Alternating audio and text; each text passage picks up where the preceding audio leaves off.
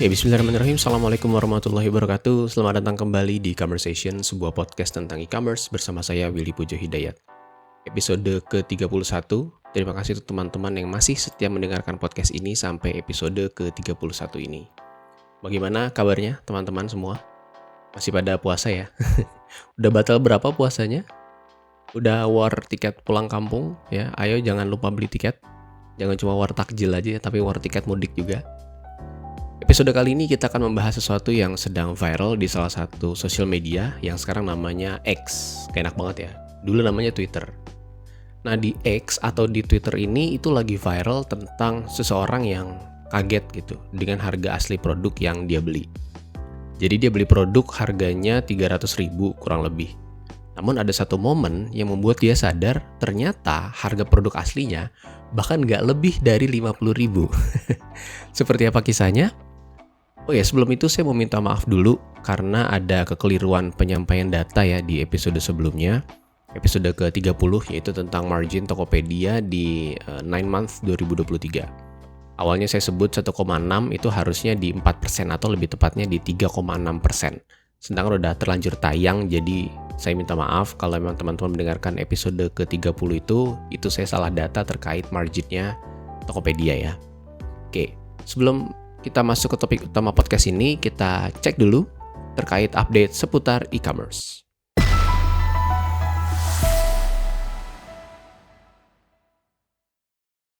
Oke, yang pertama datang dari Circlo yang mendapat tambahan dana segar atau fresh fund.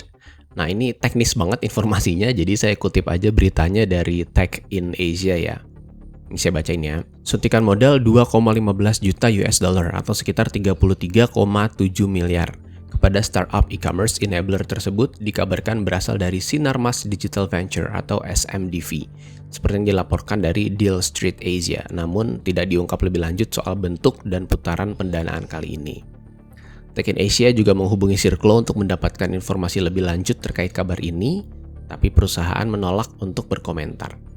Circlo sebelumnya juga dikabarkan menerbitkan saham preferen, ya. Jadi kalau belum tahu, saham preferen itu seperti saham prioritas mungkin ya dalam kepemilikan perusahaan, lebih bernilai dari saham biasa dan bisa dapat dividen juga nantinya. Nilainya 64 juta US dollar atau sekitar 1 triliun kepada para investor, termasuk Vertex Ventures, Southeast Asia, dan India and East Ventures tahun 2023. Perusahaan pun mengalokasikan saham biasa kepada para investor sebesar 8,5 juta US dollar atau sekitar 130 miliar pada tahun lalu. Jadi berdasarkan data dari Tech in Asia, total penggalangan dana yang telah berhasil dihimpun oleh Circlo yaitu 102,5 juta US dollar atau sekitar 33 miliar. Teknis banget kan? Yang kedua datang dari, mungkin ini tidak related dengan e-commerce tapi cukup penting, yaitu tentang ambruknya jembatan Baltimore atau Baltimore Bridge karena ditabrak oleh kapal kargo ya, atau cargo ship. Jadi jembatan Baltimore ini ada di Amerika atau di US, lebih tepatnya di Maryland. Dan kabarnya ada 6 orang pekerja konstruksi jembatan yang meninggal karena peristiwa ini. Beberapa penjelasan di internet mengabarkan kalau jalur di mana jembatan itu ambruk termasuk salah satu jalur perdagangan yang cukup penting. Ada kendaraan, vehicle, ada batu bara, hasil tambang, dan lain-lainnya. Jadi mungkin beberapa supply ke beberapa negara atau prinsipal terkait akan mengalami dampak ya dari peristiwa ini.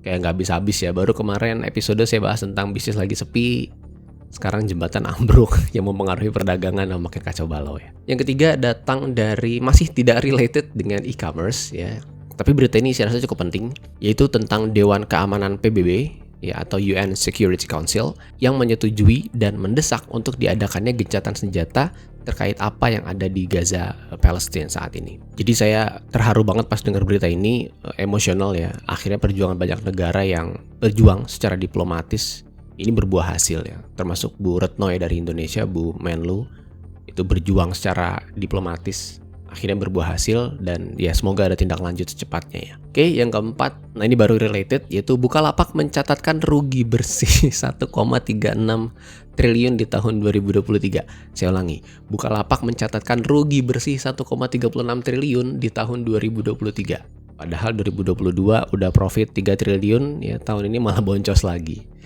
Kalau dari pendapatannya sih memang naik ya, jadi 4,4 triliun dari sebelumnya 3,6 triliun. Cuman ada satu parameter ya yang bikin rugi, yaitu ada di pos namanya perubahan nilai investasi yang belum direalisasikan, senilai 1,2 triliun. Ini kabarnya dari investasi Bukalapak ke saham Alobank. Jadi kalau tahun 2022 itu Alobank ini cuan banget. Kalau teman-teman buka grafik dari nilai sahamnya, itu tahun 2022 itu tinggi sekali memang. Kemudian ada trennya menurun di 2023 dan akhirnya terdampaklah ke nilai profit Bukalapak. Kalau dari performa marketplace, revenue-nya meningkat ya, tahun 2023 bisa dapat 2,3 triliun dibanding tahun 2022 yaitu di 1,6 triliun. Jadi meningkatnya bagus dari 2022 ke 2023 walaupun diiringi dengan biaya marketing yang juga meningkat. Tapi bisa growth di tahun yang dimana banyak perusahaan teknologi masih winter itu patut untuk diapresiasi ya, good job Bukalapak. Dan itu aja berita seputar e-commerce hari ini. Sekarang kita kembali ke topik utama podcast ini. Jadi di semesta Twitter atau X itu sekarang sedang ramai kasus yang viral banget, yaitu tentang seseorang yang tanpa sengaja mereveal atau mengetahui harga asli dari produk yang dia beli sebelumnya. Kronologinya begini. Jadi dia habis beli tas laptop untuk MacBook-nya. Dia suka karena warnanya bagus ya, bahannya bagus. Kita sebut aja brand ini dengan nama Hamilin. Ya, namanya Hamilin. Setelah beberapa hari dia pakai, tiba-tiba logo Hamilin yang menempel di tas laptopnya itu sedikit terkelupas dan akhirnya copot. Uniknya, pas copot itu logo Hamilin yang ada itu yang nempel di tasnya itu ternyata menutupi sebuah logo dari brand lain.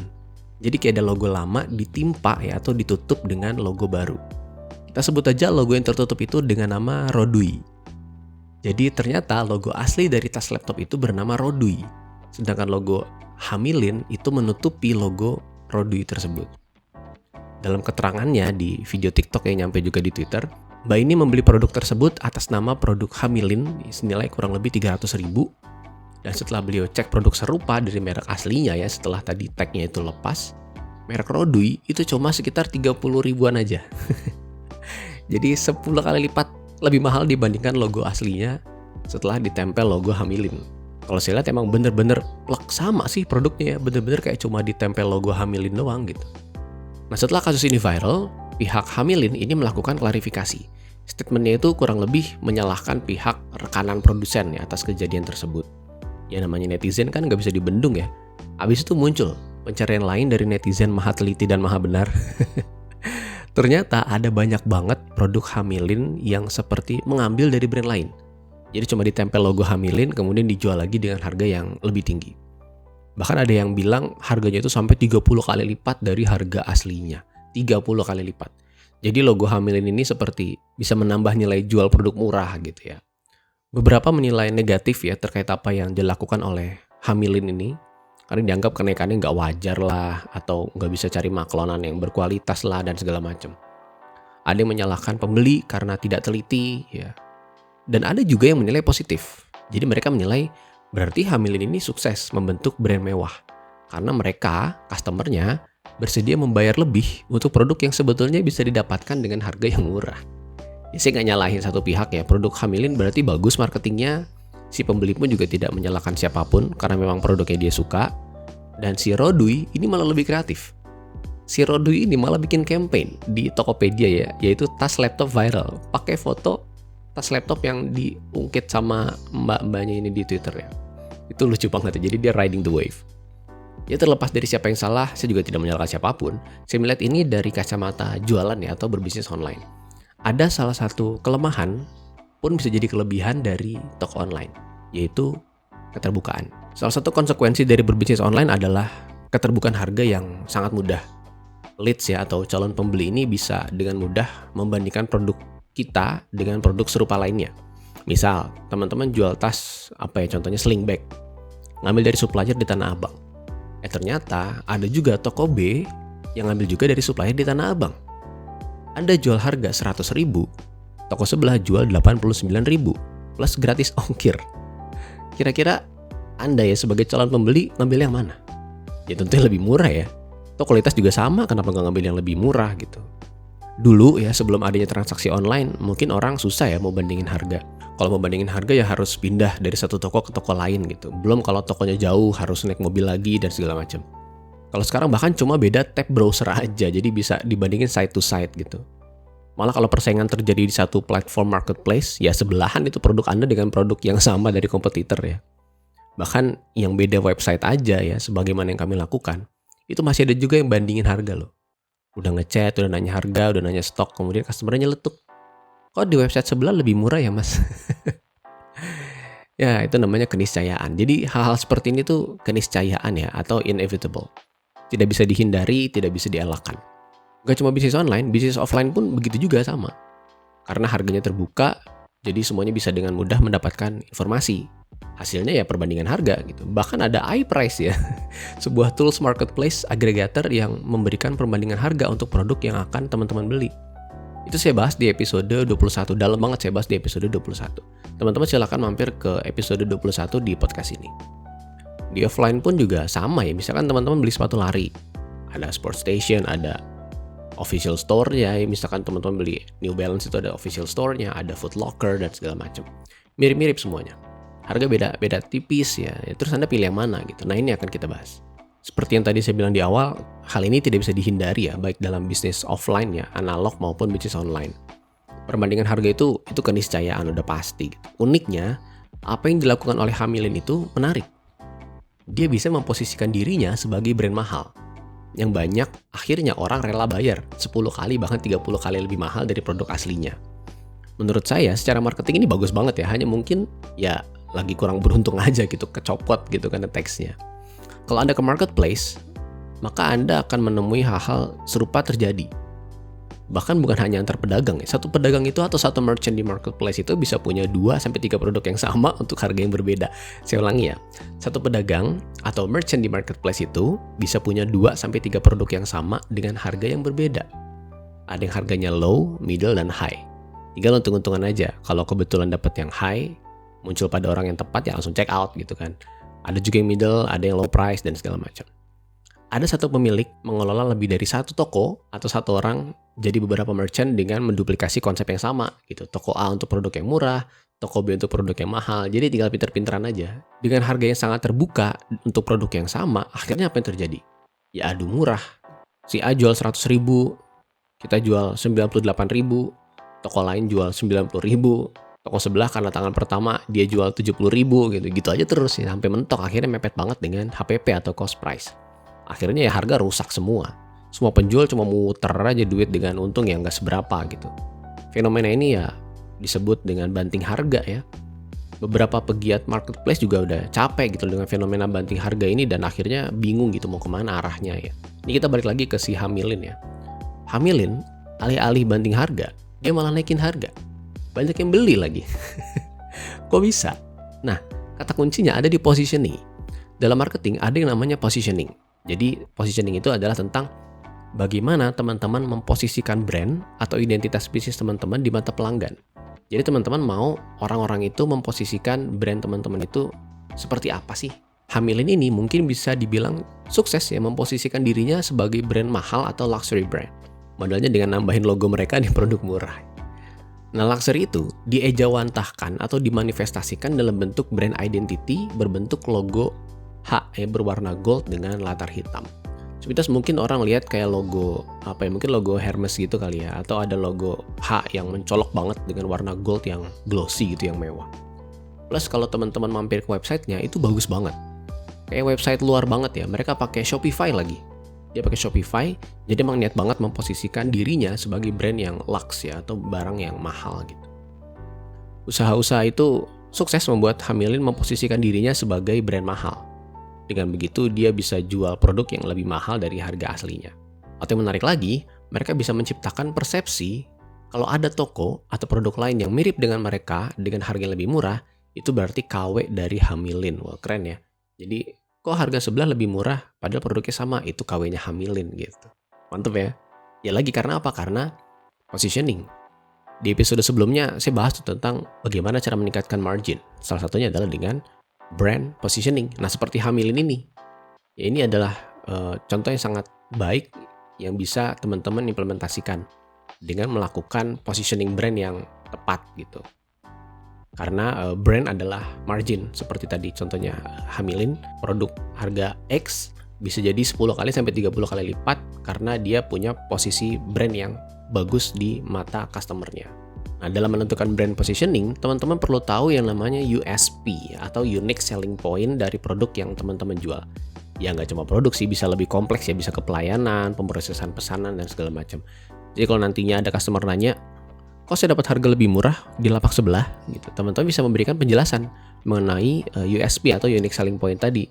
Misal, kita ada jaminan retur atau ganti baru ketika sampai dalam kondisi rusak gitu, atau misalkan bundling. Misalkan ibu beli A nanti dapat B dengan harga produk yang nggak jauh beda, atau bisa bayarnya COD, atau bisa gratis ongkir untuk area Jakarta dan seterusnya. Jadi perlu Unique Selling Point. Karena banding-bandingin harga tadi adalah keniscayaan, maka alternatifnya bisa dengan memberikan edukasi seperti tadi gitu ya. Atau jauh ya, sebelum customer bertanya, tampilan website atau tampilan toko online-nya itu bisa juga dijadikan bahan pertimbangan. Misalkan seperti Hamilin tadi ya, dia ingin memposisikan dirinya sebagai brand luxury. Maka mereka melakukan hal-hal seperti menggunakan model bule misalnya, website-nya menggunakan bahasa Inggris, ya, foto produknya profesional, ada tambahan logo, menampilkan review yang baik dari customer, dan segala macam. Jadi sebelum customer itu nanya, customer itu udah bisa memberikan penilaian sendiri. Sudah tercipta persepsi di kepalanya bahwa brand ya atau toko online teman-teman ini seperti apa bentuknya. Kita ciptakan persepsi kalau toko teman-teman itu memang pantas menjual produk dengan harga yang mirip atau bahkan lebih mahal dibandingkan dengan toko sebelah. Nah, kasus Hamilin dan Rodui ini sangat menarik sebetulnya, bisa dijadikan contoh bahwa ada kok customer yang rela bayar ke lapak atau toko online yang memang bisa memberikan mereka perasaan bangga menggunakan barang-barang yang mahal. Oke, mungkin itu aja episode hari ini. Intinya kasus Hamilin dan Rodui ini dari perspektif marketing adalah sebuah kecerdasan ya atau kesuksesan brand positioning yang baik. Sebetulnya kalau tag produk Hamilin itu nggak lepas ya dan menampilkan produk asli dari si Rodui, maka Hamilin ini udah settle ya dan mungkin udah jadi top of mind untuk produk luxury dari brand lokal gitu. Oke, jadi sukses selalu untuk semuanya ya. Mungkin saya izin pinjem kata-katanya dari Prof. Galloway ya, penulis favorit saya, yaitu no mercy, no malice, yang artinya nggak ada ampun ya, kalau ngebahas nggak ada ampun, tapi juga nggak ada dendam. Jadi penuh kedamaian, peaceful, tanpa dendam ya. No mercy, no malice. Oke, itu aja episode hari ini. Terima kasih sudah mendengarkan sampai sejauh ini. Jangan lupa follow, subscribe, dan bagikan podcast ini sekiranya teman-teman menilai podcast ini bermanfaat. Oke, terima kasih. Assalamualaikum warahmatullahi wabarakatuh.